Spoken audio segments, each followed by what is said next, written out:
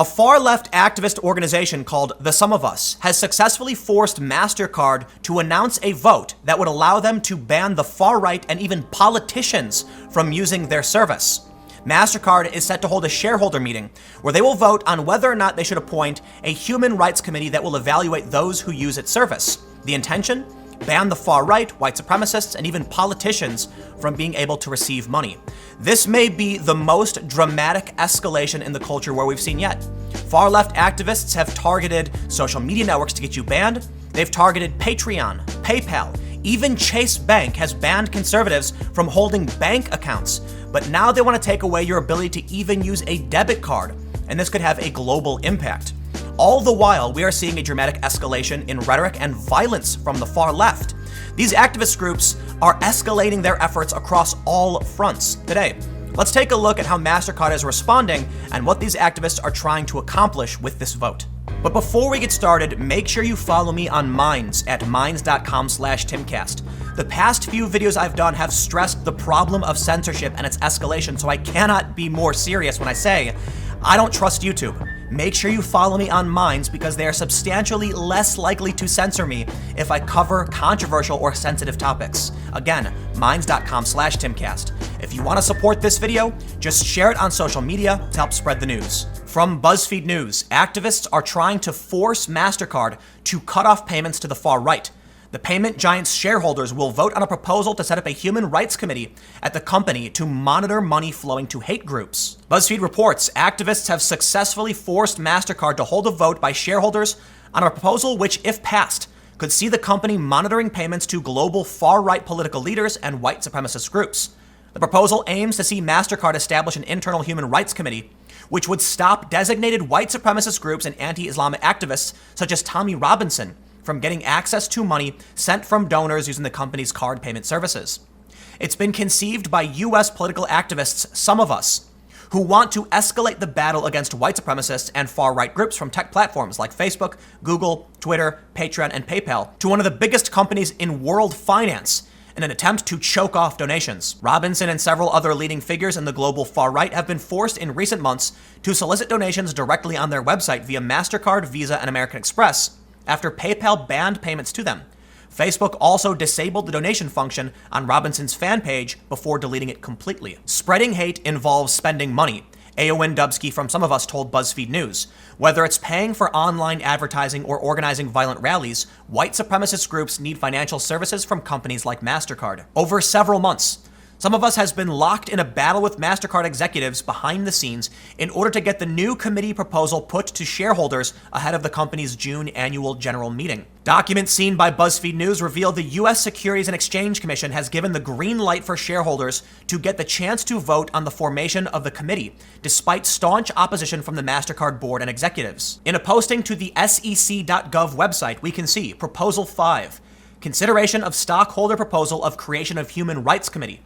The argument, essentially, is that Mastercard could be negatively impacted if it's found out they're providing services to extremist groups. Thus, they want a human rights committee to evaluate this to avoid any of these pitfalls. But Mastercard is opposing this. The board's statement in response: the board unanimously recommends that stockholders vote against this proposal. Mastercard is committed to treating all people fairly and with dignity, and our interest in human rights extends to all areas in which our business is involved and where we have particular expertise. The board does not believe that establishing a separate human rights committee is necessary to properly exercise its oversight of this important area.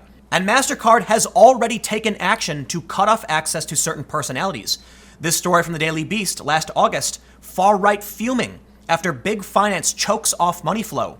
Some right-wing figures say they are planning legal action after PayPal and credit card companies cut off their fundraising. The story highlights how far-right blogger Robert Spencer logged into fundraising site Patreon last week, expecting to see how much money he had raised in a new bid to build a studio for his YouTube videos. Instead, Spencer found out his nascent funding campaign was over about as soon as it had started. At Mastercard's request, Patreon was kicking him off the platform. Mastercard has a stricter set of rules and regulations than Patreon, and they reserve the right to not offer their services to accounts of their choosing. Patreon wrote in an email to Spencer, a leader in the counter-jihad movement. This is in line with their terms of service, which means it's something we have to comply by. Back at the BuzzFeed news story, they say, Some of Us has pointed out the activity of Robinson. The former English Defense League founder is running as an independent in May's European election. In November last year, PayPal banned donations to the anti-Islam activist, with the online payment company saying its services wouldn't be used to promote hate, violence, or other forms of intolerance that is discriminatory. Dubsky of Some of Us said, having a Mastercard logo on their website also gives these groups a veneer of legitimacy and allows those who want to donate to do so quickly and quietly. Mastercard also benefits pocketing a transaction fee for each purchase or donation. The story notes that Mastercard is the biggest company targeted so far and that PayPal has already banned people. They say PayPal has banned payments to Robinson, U.S. far-right group Proud Boys, and Canadian anti-Islam activist Laura Loomer. It also acted against several U.S. anti-fascist groups because the company had no tolerance for groups that promoted hate and violence. And this brings me to the most important point.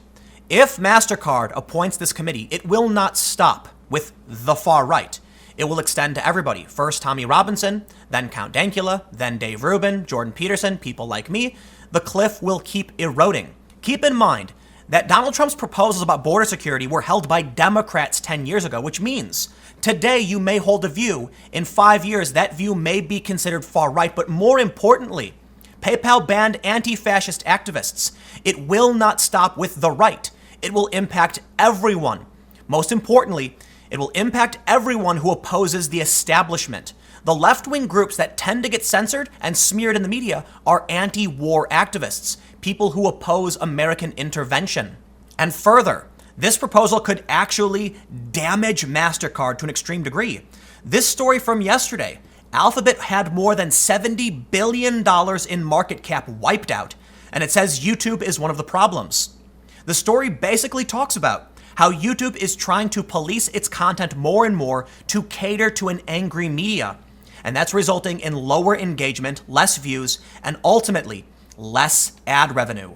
If Mastercard decides to prioritize politics and subjective morality over providing a functioning service, it's likely they're going to cut off service to controversial groups that aren't actually that extreme. It may be a mainstream conservative like Ben Shapiro, who's repeatedly called alt-right or far-right, who sees his access to Mastercard severed because of outrage. Well, that's access to a lot of money. And over time, it's going to cut off a ton of money that Mastercard should be receiving by providing a normal service. Who will be the arbiter of what is moral and what isn't? Like I said, we've seen the left and the right banned in response to these actions. Who is going to be the person that you would decide is smart enough and just enough to determine who should be censored and who should be restricted? I do believe there needs to be a line for many corporations, but who gets to draw that line? It's very difficult. It shouldn't be in the hands of a few activists to force Mastercard to hold this vote. If the shareholders aren't properly informed about what's going on, they might just say, yes, it's a good thing to ban these extremist groups, not realizing they're handing over the power of a massive multinational corporation to delete people from public life. Many businesses in New York don't even accept cash anymore. It's a growing trend. It's very frustrating to many people because not everyone has a credit or debit card. But this will be a serious problem. If people can't have a credit card, you are forcing them in some jurisdictions to either leave or go without. Another story that I want to make sure is highlighted as we talk about escalation is an anarchist group that flooded the offices of a lawyer in Portland. They put a hose through his mailbox and damaged all of the property, causing thousands of dollars in damage. Now, the lawyer says he feels like he's not a victim. The reason these anarchists did this was to terrorize anyone who, quote, collaborated with ICE. The reason I highlight this story is because we can see how things are starting to escalate. Mark Pitkovich of the Anti-Defamation League tweeted, "Anarchists violenced against a law office in Portland, Oregon. They claimed their goal was to cause maximum economic damage, to intimidate individuals and businesses from having any relationship with government agency ICE." But what was the response? Violence. For sure, this is vandalism, but violence is a big stretch.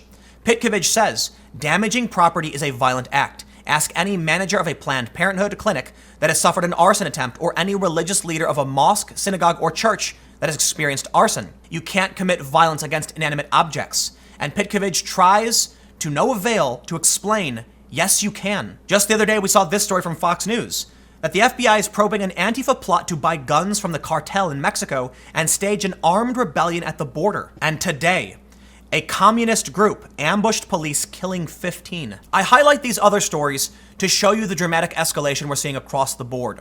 Attacking financial institutions is just one step to shut people out from the conversation.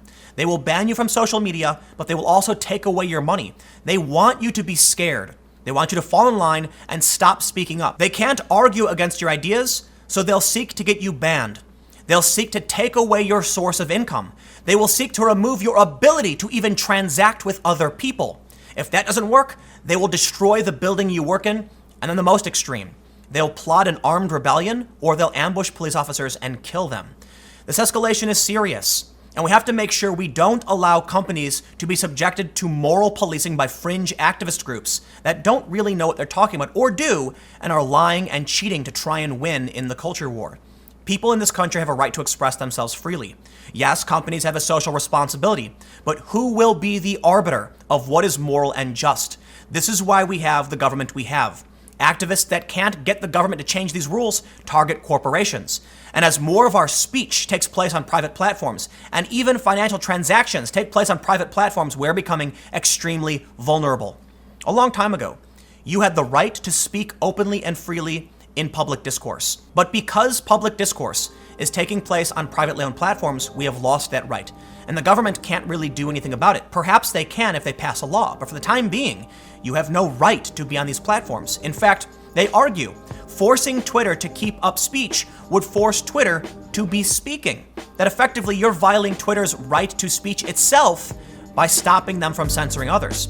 But now they're targeting these financial transaction companies. Because we used to trade money hand to hand, it was physical. But now it's digital, and a company handles that work, it's not governmental, and you have no right to a private platform. This may be one of the most dangerous escalations we have seen yet. But let me know what you think in the comments below. We'll keep the conversation going. You can follow me on Minds at Timcast. Stay tuned. New videos every day at 4 p.m. Eastern. And I'll have more videos for you on my second channel, youtube.com/TimcastNews, starting at 6 p.m. Eastern. Thanks for hanging out, and I'll see you all next time.